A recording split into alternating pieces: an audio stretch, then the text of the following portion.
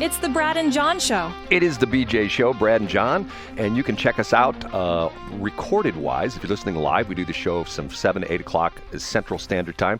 It's broadcast live on 104.5 KSLQ, as well as being on our streaming channel. But if you're listening into the future, this show was January 20th, 2025, and this is Inauguration Day and ML King Day, which hit the same day. And this is the C block, which means we start this about 7:40. Okay, John, I believe you had this next story linked on your website couple days ago or something like that, but we didn't necessarily talk about it. It wasn't in the top three. An NPR, a St. Louis Public Radio article, it's titled, "Cost to Clean Up Radioactive Waste West Lake Landfill Outside St. Louis Nears $400 million. You familiar with this article? Yeah, it's not from St. Louis Public Radio. It's from the Missouri Independent, I believe. Yeah. Does anybody do anything at St. Louis Public Radio? Have I ever said that before, besides Jason Rosenbaum? No, I don't think. And Brad, exactly how many people do they have in the news department? 34 people in the news department. 34 people? Right. And half the stuff they publish on their website is not even done by them. Okay. Here we go again. This is festered. And if you know the history of all this nuclear waste that's spread all over the St. Louis area, that some of it in the West Lake Landfill, which is out there in Bridgeton, there's some of it on the north side of the airport, there's some of it out in the Weldon Spring area. This dates back 80 plus years ago. This was nuclear waste from the Manhattan Project. And if you have seen the movie Oppenheimer, did you see that movie by any chance, John? I did not. You know, I'm still on the fence as whether I like the movie or not. It's just sort of a slow, tedious movie, and I'm not into movies like that. Normally, I don't watch that kind of stuff. This was St. Louis, and they actually did this in downtown St. Louis. Now, why is there no problem in downtown St. Louis? If they were refining this uranium, how come there's none of that stuff in the city anymore? That's a good question. I have no idea. That's a great question, Brad. Well, a lot of the stuff ended up at various spots. Matter of fact, right across the street from where I used to live, there's spots in Hazelwood, there's spots in Berkeley, in Bridgeton, in unincorporated Weldon Spring, in Toonerville. Matter of fact, there were three towns that we kid about all the time. One of them was Hamburg. One of them was Toonerville. What was the third one? There's three towns that don't exist anymore because they essentially flattened those towns to build explosives and things like that during World War II. Oh, it's Brazzaville, Joe Brazzaville. Not Brazzaville, although there should be a Brazzaville. Okay. They keep finding more of this stuff. And if you know the crazy story about this, some of this waste was transferred from the north side of the airport out into Bridgeton in what at that point in time was the West Lake Landfill, okay?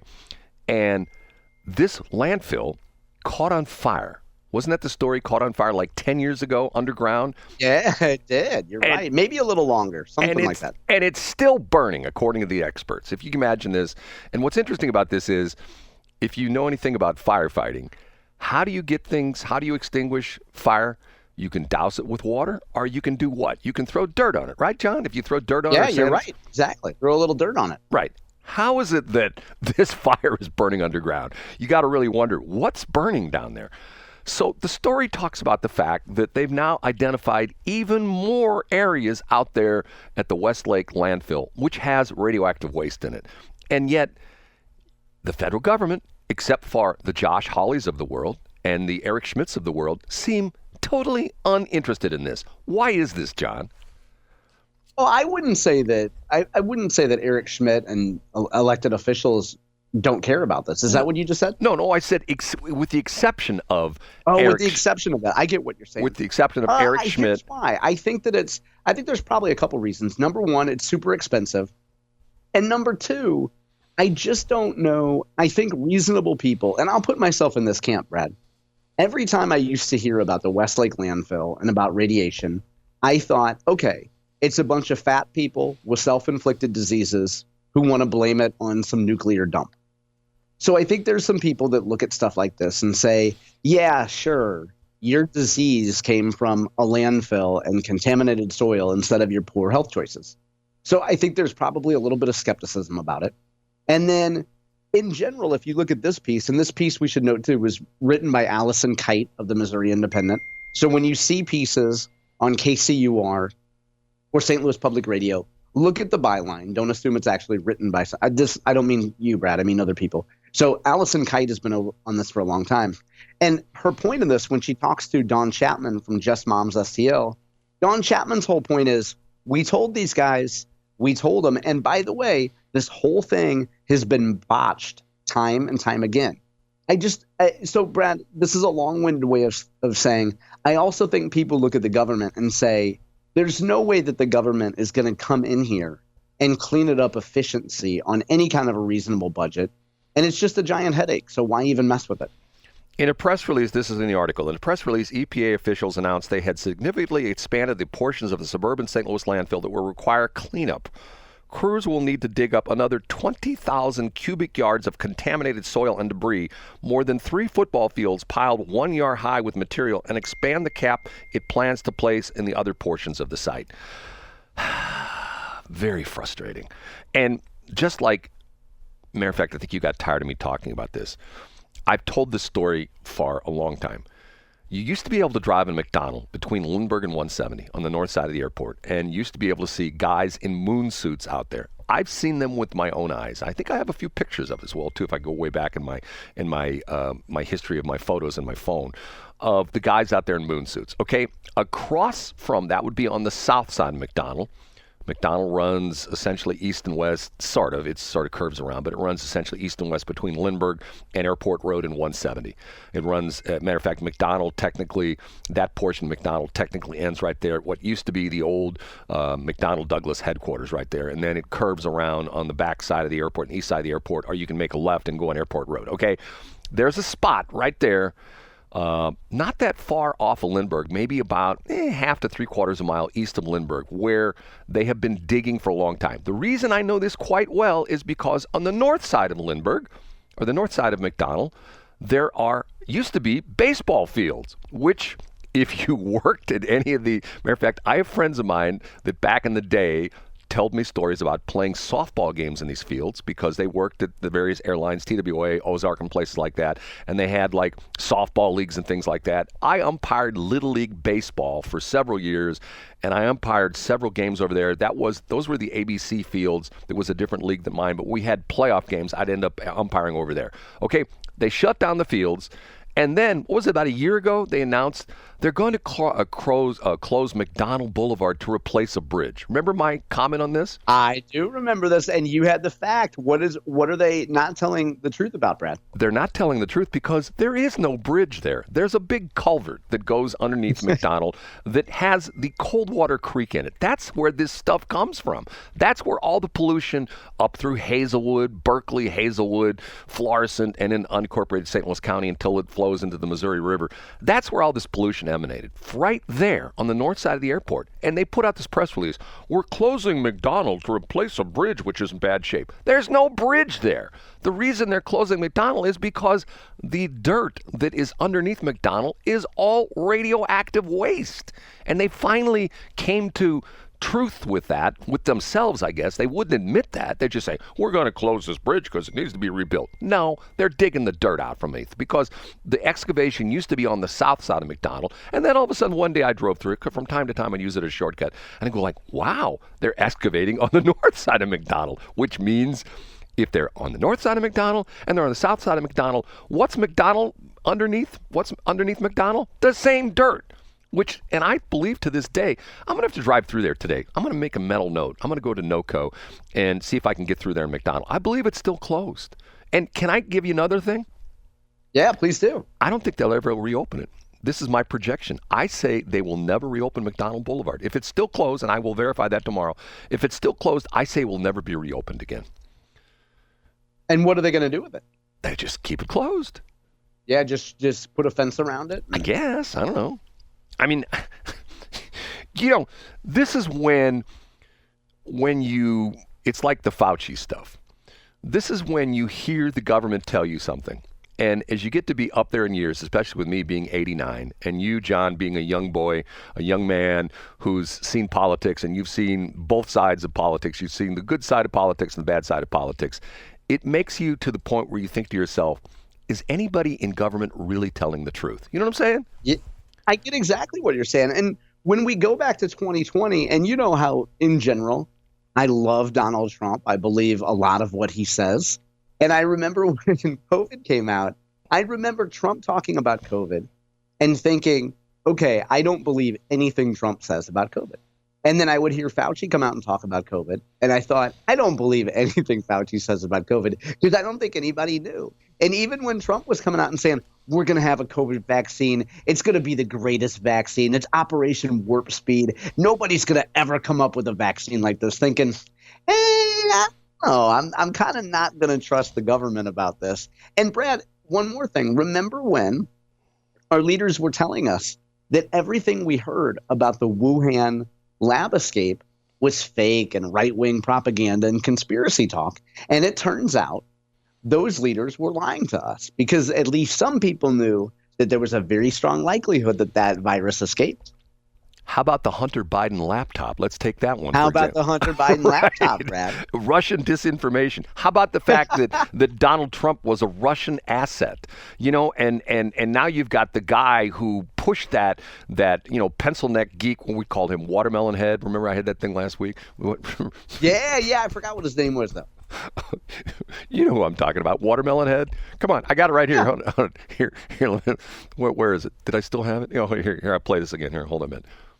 The president has said that my head looks like a watermelon. Will you commit to making him stop? Senator, I feel for you. I really do. But I can't commit to making President Trump stop calling you Watermelon Head because, to be honest, your head does look like a watermelon. I mean, damn. And how do you even hold that thing straight with that tiny little pencil neck?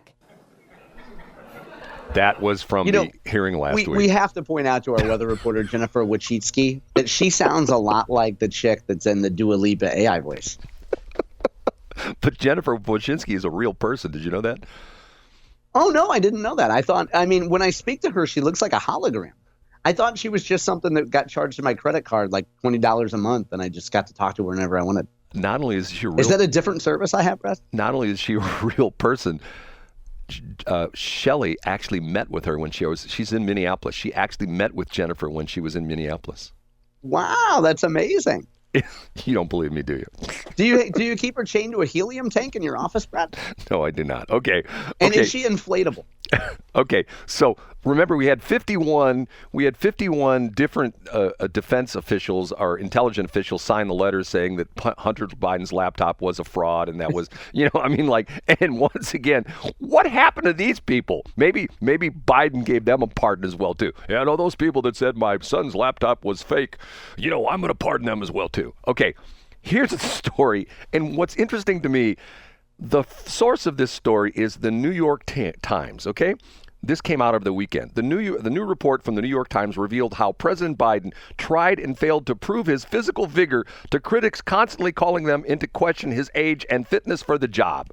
So this is an article written about various staff members, and Biden would say to them, I mean, not in so many words, I'm sort of paraphrasing, "Hey, I got to make myself look like a young guy. How can I do that?"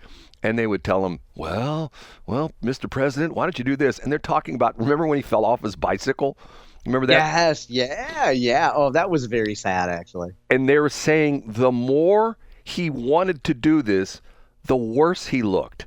Duh. Yes, exactly, Brad. It's a lot of chest puffery. It's a lot of tryhardism there. Right. And this is in the New York Times. And it says, as the outlet noted, Biden's longtime strategist Mike Donilon had told the president in 2022, quote, "Your biggest issue is the perception of age." Biden acknowledged the concerns, but the warnings, quote, "only ignited his defiant competitive streak." The Times reported suggesting that his attitude fueled his decision to run for re-election in 2023 after initially suggesting he would not.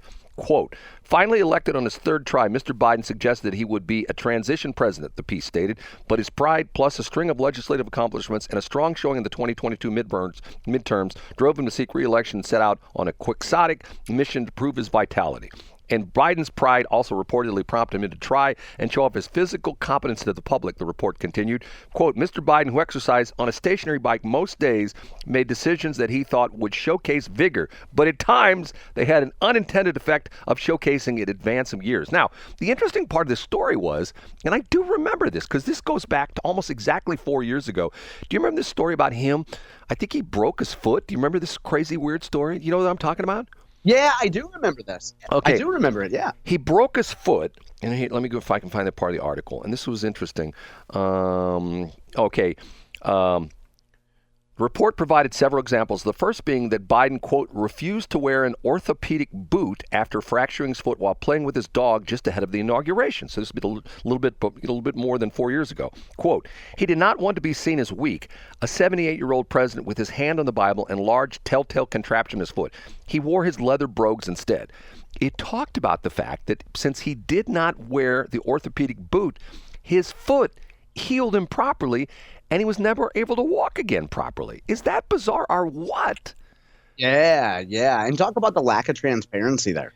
Now, that's why he always preferred the wide box, right? We talked about that. The Hokas. And what they had a special name, right? What was the name of them? It wasn't called the Dr. Jill, but he had his own brand of shoe, right? What were they called? See, I'd never heard of that brand. What's the brand of shoe called again? They're called Hoka, Hoka. So if you have a lady friend in your life who considers herself fashionable, she probably has a few pairs of $250 Hokas in her closet. Well, the thing that still gets me, and I have a problem with this, I just think it looks wrong. You see a dude in a nice suit, and he's wearing those shepherd wolf or wolf shepherd shoes. You know what I'm talking about? You know which ones we're talking about? I know. Don't get Amelia Peterson started on this. She's with us on this. That have those stupid white sole on the bottom. It's like, dude, if you're going to wear a suit, wear dress shoes. Don't wear your running shoes. They look like... It's despicable. And by the way, there were pictures from the Missouri State Capitol where mouth breathers were sworn into office, and they were wearing suits with those shoes with the white bottoms. Brad, I just Googled it, according to Footwear News, roughly a year ago, Joe Biden swapped out his Hoka Transport, that was the style name, for the Cole Haan Brogue Oxfords. Now, I got to say, the Cole Haan Brogue Oxfords look pretty good. I mean, they look like traditional brogues, but then they have like they're essentially athletic shoes that if you're in the carpool lane or you're going to pick up your kid, you could slip them on or tie them on, I guess I should say, and wear them. But yeah, so I guess he switched about a year ago, a little less than a year ago. He switched out the Hoka. Maybe the White House wasn't securing a deal for Hunter with Hoka, and so they went to Cole Haan. Maybe they're getting a better deal with Cole Haan. Well, hold on a minute now. You say that those were used, people in the carpool lane were using those shoes as well, too? Is that what you just said? Yeah, I'm guessing. Not in Francis Howell. I don't think people are going to put them on, but maybe in Rockwood or Parkway, you might put on a pair of Cole Haans before you go pick up your kid. No, I heard that some of these shoes that some of the parents wear in Francis Howell have that little Velcro pocket on the side where they keep their stash. Is that? Yeah, they went and they got some vintage KangaRoos from the 1980s. You know, you could put your coins in there, or you could put your little one hitter in there too. John, do you know I did work for the kangaroo shoe people. No way. Did you really? I did some ads for them, yes. And I hired my niece Christy. Matter of fact, I wonder if she remembered this. There's a tape somewhere I've got where I actually did an ad for them, a radio ad, and I hired my niece Christy, who at the time was like, I think 6 or 7 years old or something like that. And she talked about how she loved her kangaroo shoes. And remember they had that, you remember their headquarters? You know where their headquarters was at? No, where was it? Right there in Clarkson Road, south of Baxter. And matter of fact, I went to their headquarters, and it was gorgeous. You're kidding. I know that area really well. Okay, so some people listening to this are going to find this tedious, but where at like Baxter and Clarkson is? I know that area very well. Okay, if you're coming south on Clarkson from the mall, yep. Okay, you cross over Baxter, and you go down the hill, and you start coming up the hill on the right is where their headquarters used to be. I don't know where it is. And it's a doctor's office now. There's like a pediatric dentist in there. It's a medical facility now. I believe it is, yes. That's the original. No way. I had no idea. Now, hold on, Brad. Was Kangaroo based in St. Louis? Oh, yeah. St. Louis company. That's how I got the job. The job was one of these things where a friend of mine was good friends with like the CEO, and they decided they wanted to do some radio, and somehow or another I got hooked up, and I literally went out and met with the people in the advertising department, the whole bit, and they wanted to hear a demo commercial, and I put together this commercial, and they loved it, and they bought the commercial, and it was my niece Christy doing who's now a school teacher, and it was sort of bizarre, and this is probably 1985, 1986, something like that. Yeah, I mean, they were really popular when I was in elementary school. Right. And it was an international brand, and I can't remember what happened. I think what happened was this was the beginning of the Chinese knockoff era, where I think they were actually manufactured in the United States, and they were not cheap shoes. They were on the expensive side. And somebody came along, and I think they had a patent on it. And you know how the Chinese people adhere to our patents. They go, it's a patent, who cares? Yeah. Who cares? Patent, we don't pay attention to that. Intellectual property, what's that? We'll just knock it off. And that's what happened. And it started, and they had, the whole idea was they had a little Velcro thing. Did you ever have a pair of these? I never had a pair. Yeah, the Combest family, Charlie Combest wasn't springing for a pair of Roos. I'll tell you that much. I'll next time I'm by there from time to time. When I go out to Washington, sometimes I go south in Clarkson and go west in 100 all the way out there. But I'll take a picture of the place again. You're probably right. I think it is a medical office. But that was their world headquarters. They had it built for them. The world headquarters for KangaRoos shoes. See all this information I give you, John, and I think I lost you, didn't I? I did. So I'm just going to say goodbye. No, I'm right here. Oh, you kept beeping in and out. Okay. Say goodbye, John. Oh, yeah, no, I'm sorry. I was just – all right, see you guys tomorrow.